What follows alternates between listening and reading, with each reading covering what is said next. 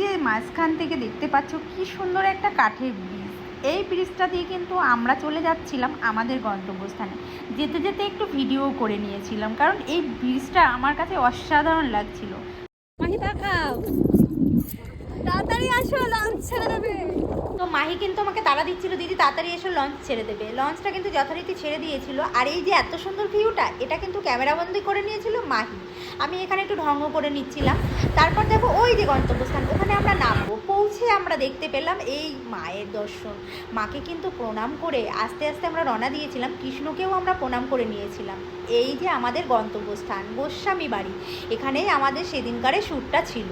তো যাই হোক, আমরা কিন্তু এখানে সাজাইনি, আমরা সাজিয়েছিলাম এই যে গঙ্গার পাড়ে দেখতে পাচ্ছি একটা কি সুন্দর একটা সুইমিং পুল। এই সুইমিং পুলে আসল কাজটা ভিডিও শ্যুট হবে। তো মীনাক্ষীকে আজকে কিন্তু এই যে সুইমিং পুলের পাশে সাজাবো, তাই তো? এই যে ওর ফাইনাল লুক। আচ্ছা, ওর পার্টটা ছিল কিন্তু মীরা, আর ওর কিন্তু নিজেরই ভিডিও রিলিজ হচ্ছিল, যেটা ইউটিউবে ও পোস্ট করবে। তার জন্য কিন্তু ও আমাকে বুক করে নিয়েছিল। ওর মুখ থেকেও তোমরা শুনে নাও ওর কেমন লেগেছে। পছন্দ হয়েছে? খুব ভালো লেগেছে। আগের ভিডিওতে কিন্তু আমি এই ব্লগটা শেয়ার করেছিলাম। এই বাড়িটি কোথায় অবস্থিত? এই বাড়িটি অবস্থিত হচ্ছে শ্রীরামপুরে।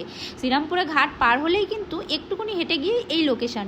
ওর যে শ্যুট চলছিল তার মাঝে মাঝেই আমি এইসব ক্লিপগুলো নিয়েছিলাম, যাতে করে তোমাদের সাথেও এইসব ভিডিওগুলো শেয়ার করতে পারি। তোমাদের কেমন লাগলো জানি। তোমরা আমাদের যে কোনো আপকামিং ব্যাচে জয়েন করতে পারো নিজেদেরকে আপডেট করার জন্য। জয়েন করতে বা বুকিং করতে আমাদের স্ক্রিনে দেওয়া নাম্বারের সাথে কন্ট্যাক্ট করে নিও।